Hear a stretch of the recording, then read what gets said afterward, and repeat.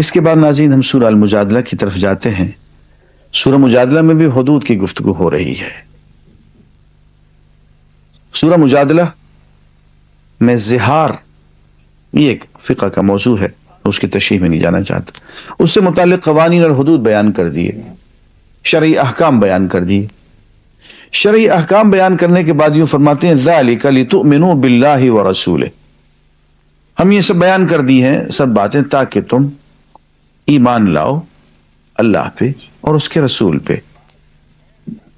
وَتِلْكَ حُدُودُ اللَّهِ، اور یہ اللہ کے مقرر کی حدود ہیں۔ وَلِلْكَافِرِينَ عَذَابٌ أَلِيمٌ، اور کافرین کے لیے دردناک عذاب ہے۔ یہاں کافرین کون ہیں؟ جو حدود اللہ سے انکار کریں۔ قرآن مجید کی آیت کے زیر و بم اور اس کے اسلوب پہ غور کیجئے۔ یہاں کافرین سے مراد وہ نہیں ہے جو اللہ کی ذات کو نہ مانے، جو رسول اللہ صلی اللہ علیہ وسلم کی رسالت کو نہ مانے۔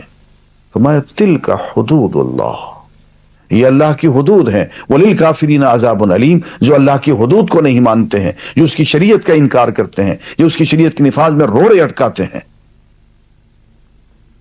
وہ کافر ہیں، ان کے لیے دردناک عذاب ہے۔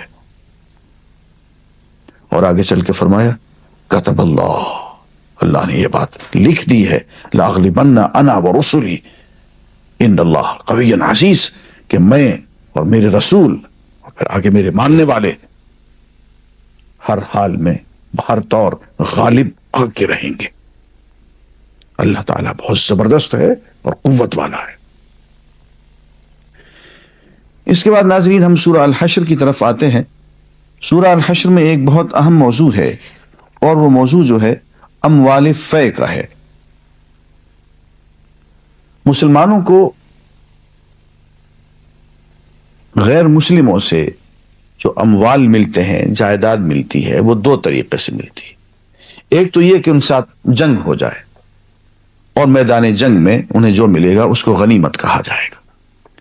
ایک وہ اموال ہیں جو بغیر جنگ کے ان کو ملتے ہیں، کہ غیر مسلم جائیدادیں چھوڑ کے چلے گئے، جیسے کہ مدینہ منورہ میں یہودی قبیلے تھے، بنو نذیر، بنو قینقاع، بنو قریظہ، یا یہاں سے پاکستان سے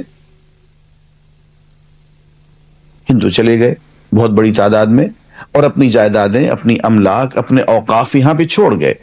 یہ سب کے سب اموال فے کہلاتے ہیں، یعنی وہ اموال جو بغیر جنگ کے مسلمان حکومت کے یا مسلمان معاشرے کے ہاتھ لگے، یہ اموال فے ہیں۔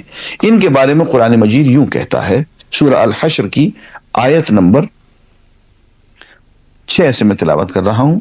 وما افاء اللہ علی رسولہ منہم فما اوجفتم علیہ من خیل ولا رکاب، اور جو مال اللہ نے ان کے قبضے سے نکال کر اپنے رسول کی طرف پلٹا دیے، وہ ایسے مال نہیں ہیں جن پر تم نے اپنے گھوڑے اور اونٹ دوڑائے ہوں، یعنی جنگ نہیں کی، بلکہ اللہ اپنے رسولوں کو جس پر چاہتا ہے تسلط عطا فرما دیتا ہے، اور اللہ ہر چیز پر قادر ہے۔ جو کچھ بھی اللہ ان بستیوں کے لوگوں سے اپنے رسول کی طرف پلٹا دے بطور اموال فے کے، وہ اللہ اور رسول اور رشتہ داروں اور یتامہ اور مساکین اور مسافروں کے لیے ہے، تاکہ وہ تمہارے مالداروں کے درمیان گردش نہ کرتا رہے۔ ناظرین پتہ چلا کہ یہ اموال فے جو ہیں، یہ اللہ کے رسول اور رسول اللہ صلی اللہ علیہ وسلم کے رشتہ داروں اور پھر مسلمانوں میں یتامہ اور مساکین، ان مسلمانوں کی یہ ملکیت ہے، مسلمان حکومت کی یہ ملکیت ہے۔ اس کے بارے میں بعض لوگوں کو یہ غلط فہمی ہوئی ہے کہ یہ جائیدادیں اور یہ املاک جو چھوڑ کے چلے گئے اقلیت کے لوگ، شاید یہ اقلیت کا حق ہے۔ ایسی بات نہیں ہے، قرآن اس معاملے میں بالکل واضح ہے۔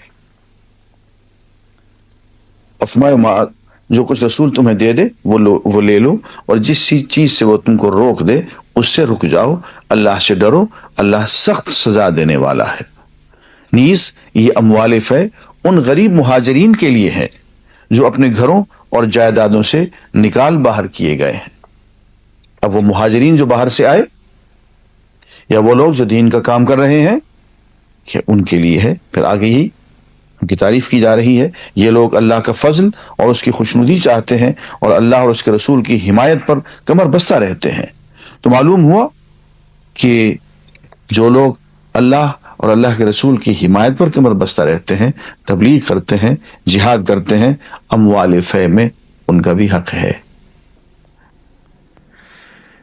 اس کے بعد آگے ایک آیت آ رہی ہے، اگر اس کے مفہوم پہ کبھی غور کر لیں تو لرزہ طاری ہو جائے. لو انزلنا هذا القرآن على جبل، اگر ہم اس قرآن کو پہاڑ پر اتارتے، لرأيته خاشعا متصدعا من خشیت اللہ، تو تم دیکھتے کہ وہ پہاڑ جو ہے اللہ کے ڈر سے کانپ رہے ہیں اور ریزہ ریزہ ہونے کو ہیں.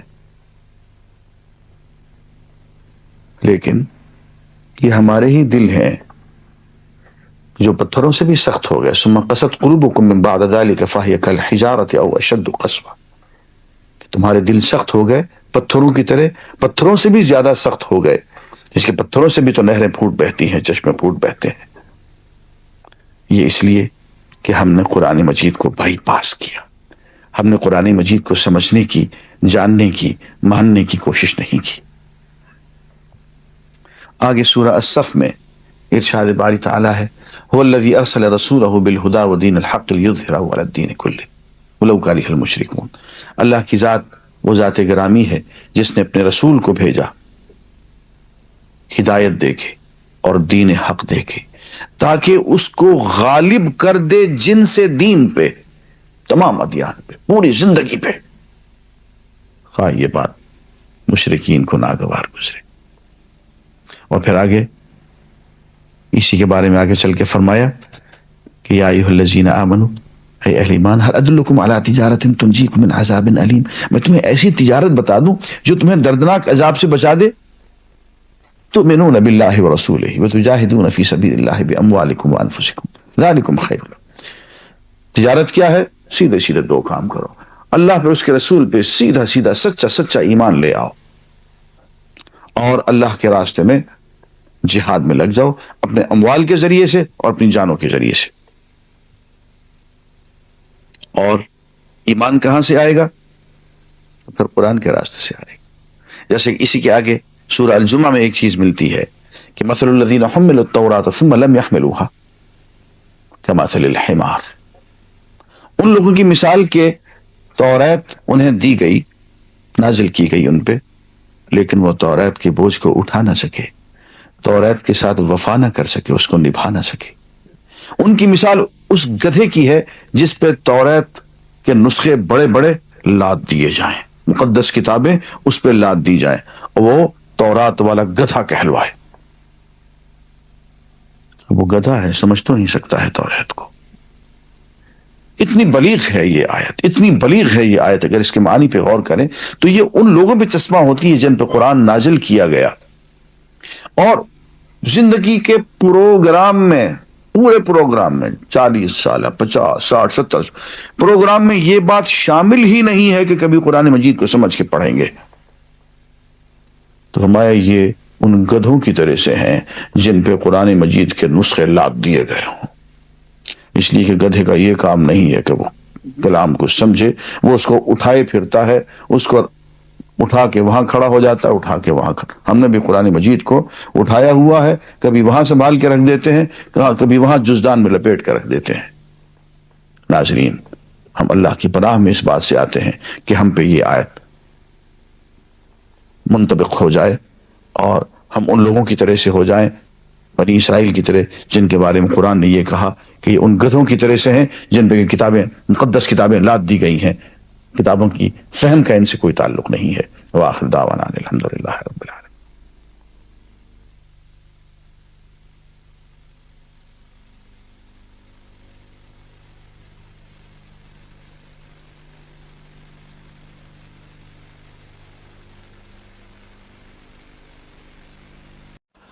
اے اللہ پاک، پیارے نبی پاک کے صدقے میں ہمیں قرآن کریم پڑھنے، اس کو سمجھنے اور اس پر عمل کرنے کی توفیق عطا فرما.